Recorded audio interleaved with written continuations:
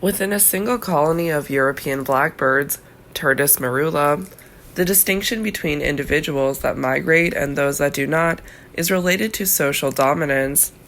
Given the increased competition for limited resources during winter months, subordinates benefit by moving to more fertile areas, whereas dominants remain in place and avoid the energy expenditure of long-distance travel.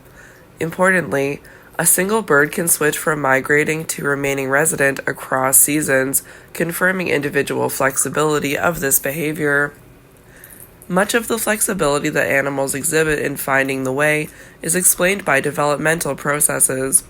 As outlined in Chapter 2, environmental input during a sensitive period alters sensory functions in adulthood. Early experience, therefore, could modify how organisms use environmental cues to find the way. This appears to be the case with convict cichlids, Aerocentrus nigofastriatus. Fish of this species are far less likely to navigate using geometric cues, such as the corner of a tank, when they are raised in a circular tank than when they are raised in a rectangular one. Similarly, pigeons locate their home loft using sensory cues, but whether they rely on olfactory, auditory, or geomagnetic cues depends on their experience during development. Olfactory cues that exert the most power in this situation are those that birds experienced early in life, confirming that a sensitive period controls this process.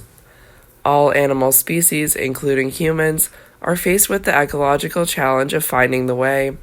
Retrieving food, returning home, or moving to a new habitat all depend on cognitive mechanisms that support getting there and knowing where. The variability in how animals solve these spatial problems is often explained by the evolutionary history of a particular species. For example, how an organism moves, where and when its food is available, and how quickly it travels through the environment will favor the emergence of one spatial strategy over another. Developmental experience interacts with these inherited traits, allowing animals to respond flexibly to current ecological demands. In other words, finding the way, either for caching, migration, or other spatial behaviors, is best served by a combination of inherited and acquired mechanisms. Orientation. The primary mechanism of getting there is orientation, defined as an angle measured with respect to a reference. The reference may be a home location, a previous direction, or some external force such as gravity or a geomagnetic field. In simplistic terms, orientation is the process of taking up a particular bearing, regardless of the ultimate destination. If an animal is orienting in a certain direction, but moved laterally, it will continue on the same path even though it will now reach a different endpoint. Movement in space that is controlled by orientation, therefore, sets an organism in a particular direction, not toward a particular goal. Kinesis. Kinesis, possibly the simplest form of orientation, is non-directional movement in response to a stimulus. This definition appears to be contradictory in that kinesis is a form of orientation which is directional. If kinesis is described in terms of its function, however, it fits within the larger topic of orientation because kinetic movements guide animals to a preferred location. Although this guidance may be indirect, i.e., without reference to a directional stimulus, it is not random. Kinesis is dependent on the intensity of the stimulus, so movement increases in the vicinity of a stimulus and decreases as animals move away. A classic example of this phenomenon occurs in common rough woodlice, Porcelloscaber, who exhibit increased locomotion in environments that are dry and well lit. The brighter and drier the conditions, the more the woodlice move. They slow down as they reach darker and moister areas, eventually stopping in a location that provides an appropriate habitat. Larvae of the brook lamprey, Lampretta planari, display a similar behavior, moving in the light until they are buried in mud at the bottom of lakes or streams. See Figure 5.3. Jones, 1955, conducted a simple experiment to show that this response was non-directional, i.e. kinesis. He placed larvae in an aquarium in which they could not burrow at the bottom. A light at one end of the tank gradually diminished to darkness at the other end. Activity levels were highest at the lit end and were elevated even further when the light intensity was increased. Larvae stopped moving in the far end of the tank. In both the natural environment and artificial lab setting, larvae end up in dark environments not because they are avoiding the light, but because they stop moving in its absence. Figure 5.3, European brook lamprey, Lampretta planari, spawning. Taxis. Often contrasted with kinesis, taxis is directional movement in response to a stimulus. The movement may be toward, positive, or away from, negative, the stimulus. Taxis may also be defined in terms of the stimulus eliciting the response. Phototaxis is movement in response to light. Chemotaxis is movement in response to a chemical. Taxis results in behaviors that are narrowly focused on a specific stimulus. One of the best examples occurs in male moths that fly perpendicular to the wind direction until they detect the scent of female pheromones. They immediately turn upwind to follow the chemical gradient of the trail. The same chemotaxic response is observed in male marine planktonic copepods, Timora longicornis, a small ocean crustacean that navigates vast areas of three-dimensional aquatic space to locate mates. Many terrestrial insects, as well as some birds and fish, use a similar process of trail following, suggesting that chemotaxis may be a common mechanism of orientation across a variety of animals and habitats. Negative taxis, i.e., a response that moves an animal away from a stimulus, occurs in many insects, including larvae of the housefly, Musca domestica. When photoreceptors are stimulated on either side of the head, flies move in the opposite direction. They swing their head from side to side as they fly, alternately activating left and right photoreceptors. This taxis response produces a zigzag flight pattern away from the light source. Other animals orient away from particular environments, such as closed spaces of forests or open spaces of fields. This negative taxis may contribute to success in finding new habitats during dispersal or other large-scale movement, as it directs animals away from unfavorable ecological conditions. Kinesis and taxis are discussed most frequently as fundamental reactions in relatively simple organisms. They are included in this chapter because even seemingly straightforward responses to environmental input involve some level of information processing, i.e. cognition. Neither kinesis nor taxis can fully explain how animals move through their environment, but the fact that a specific sensory stimulus sets a specific motor pattern in action could be one of the building blocks for orientation in more complex species, including humans. Setting the course. Beyond kinesis and taxis, other cognitive processes may facilitate orientation. Collectively, these are referred to as setting the course because they point organisms in a particular direction, using one or more cues as an orientation reference. These compass-like mechanisms have a flexible component in that many animals can orient to more than one type of cue. For example, wood mice, Adopomus sylvaticus, deprived of visual or olfactory input, can still orient within their home range, as well as non-deprived controls, suggesting that they are compensating for the lack of one sensory cue by relying on another. The ability to orient to different sensory cues facilitates behaviors as fundamental as foraging and mate choice because the mechanism is not restricted to current environmental conditions, e.g., if scent marks are obliterated, animals can use other signals to orient in the correct direction. These findings also highlight that the cognitive process of orientation does not depend on specific sensory input, at least in some animals. Setting the course is easy to conceptualize as the initial stage of any spatial behavior, but this cognitive process may also continue to operate once animals are in motion. For example, if obstacles or detours are encountered along a route, animals will need to reorient using a new, possibly different, reference cue. Even if they continue on a direct path, Orientation mechanisms may be initiated when animals encounter olfactory, visual, or other sensory cues along a journey. The manner in which orientation interacts with mechanisms that control ongoing spatial movement will be discussed in the next two sections. Small-scale navigation. Navigation is knowing where, defined more precisely as the process of identifying a specific location, regardless of one's current position. Navigation is apparent as animals move through their environment to retrieve hidden food, revisit feeding sites, or return home. In contrast to orientation, therefore, navigation is determined by a destination or goal. This section and the next, section 5.4, discuss the cognitive representation of these goal locations, as well as how animals use this information to guide behavior. The material is divided into small and large-scale navigation, although the distinction between the two is not absolute. In general, small-scale navigation refers to spatial movement within a few kilometers, often familiar territory of the home range. Adaptive behaviors that are facilitated by small-scale navigation include foraging, caching, and territorial defense. Landmarks.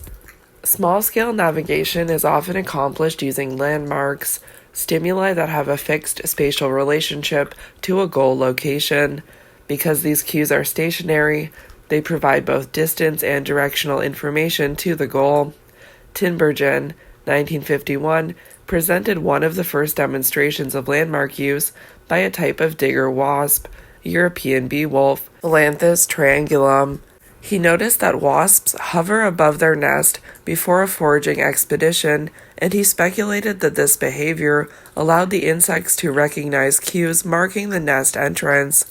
To test his idea, Tinbergen placed rings of pine cones around some of the nests and then moved these to a nearby location after the wasps had departed. When they returned, wasps searched unsuccessfully for the nest in the middle of the displaced cones. See Figure 5.4. Figure 5.4, Landmark use by digger wasps. Tinbergen, 1951, placed pine cones around the periphery of a wasp nest. After the wasps left the nest to forage, pine cones were moved to a nearby location. When they returned, wasps searched for the nest in the middle of the pine cones, indicating that they were using these cues during spatial navigation. Lines indicate the typical flight pattern of a wasp when it leaves A and returns to B, the nest under these conditions. Okay, so in A, when it leaves the nest, it flies around the nest first and then leaves. And B, when it returns to the nest, it just flies right back to the center of the pine cones. Since Tinbergen's publication, navigation by landmark use has been observed in honeybees, rats, and turtles, as well as several species of birds and non-human primates. Most of these animals appear to be judging the goal location based on its absolute distance from a landmark. This is demonstrated in experiments using an expansion test in which subjects are trained to locate a goal within an array of landmarks. During testing, the landmarks are all moved further away from the goal so that the absolute distance between the goal and the landmarks increases, but the geometric relationship between them remains the same. Under these conditions, only human adults search for the goal in the location that bears the same spatial relationship to the entire array. Young children initially search in a region that is the same distance from one of the landmarks as the original goal, but outgrow this tendency as they mature. Even at a young age, however, children who search unsuccessfully using an absolute distance strategy may shift to using a relational one. This contrasts with search patterns of non-human primates, including Sumatran orangutans, Pongo abeli, and common marmosets, Calothrix jacus, who stick with an ineffective, absolute distance search pattern. Many animals can be trained to use relational strategies to locate a goal, but, other than humans, the only species that appears to do this spontaneously is the honeybee. This likely reflects some specialized aspects of the bee visual system that is still not clearly understood. Landmark navigation is closely related to navigation using beacons, which are stimuli that mark the goal location, as opposed to having a fixed spatial relationship to the goal. Beacon navigation is characterized by direct approach to the goal location, analogous to conditioned approach responses described in the previous chapter. Navigation using landmarks versus navigation using beacons can be examined in two different versions of the Morris 1981 water maze task. See Figure 5.5. In the first, animals are lowered into a small pool where they must swim around until they locate a hidden platform. The water is made opaque by adding non-toxic paint, so animals cannot see the platform from the water surface. A number of large objects are placed on the walls around the pool, which serve as visual cues during navigation. Because they are released from a different starting point on each trial, animals cannot travel directly toward one visual cue or another. They must learn to locate the platform based on the spatial relationship between the cues and the platform, i.e. landmark use. In the second version of the task, the platform is visible but moves on each trial. Animals learn to swim directly to the platform, i.e. beacon use, because visual landmarks do not provide reliable information about the goal location. Figure 5.5. The Morris water maze test of spatial navigation, used primarily in rodents. Testing is conducted in a circular pool, diameter approximately 150 centimeters, filled with opaque water. In the hidden platform version of the test, a platform is placed in the same location of the pool, slightly below the water surface. B. In the visible platform version, it is placed slightly above the water surface and is moved on each trial. For both tests, animals are placed in the water at a different location on each trial. Initially, animals swim randomly around the pool until they bump into the platform and can climb on top to escape. Over trials, they learn to swim directly to the platform. Swim patterns early and late in training for a typical rat in the hidden platform version of the Morris water maze are shown in C. The fact that rodents learn both hidden and visible platform versions of the water maze task suggests that they can use either landmarks or beacons in small-scale navigation. The same is true of many insects, birds, fish, turtles, and other mammals. A fundamental question in comparative cognition research, therefore, is whether a particular species is more likely to employ one strategy over the other.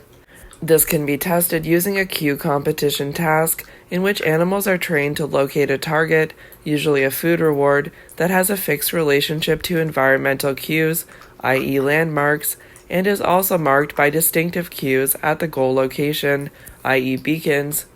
During testing, beacons, but not landmarks, are moved. If animals search in the original location that still bears the same spatial relationship to environmental cues, rather than going directly to the displaced cues, they are navigating by landmarks, not beacons, and vice versa. An experiment with this setup showed that food-caching birds are more likely to use landmarks to locate food than are non-caching birds. This difference reflects ecological circumstances in that food-caching birds must rely on prominent features of the landscape, e.g. trees or protruding rocks, to locate hidden stores, particularly over changing seasons when the appearance of cache sites may be altered. Dozens of papers have been published using paradigms such as the cue competition task to tease apart which species use landmarks versus beacons in small-scale navigation. A recent review of these studies confirms that food-caching animals rely more heavily on landmarks when they are further away, but switch to beacons in close proximity to the goal. This strategy works well in the natural environment because beacons may be more difficult to detect, either to see or to smell, at a greater distance. The same principle directs navigation in honeybees and social wasps that fly toward different cues, depending on how close they are to a feeding station. Many other animals, including rufous hummingbirds, Selesphorus rufus, use both beacons and landmarks in small-scale navigation.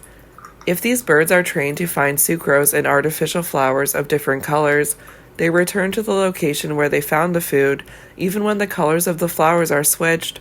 In the natural environment, Flowers seldom move, so using landmarks rather than a color beacon to return to the food is an adaptive strategy.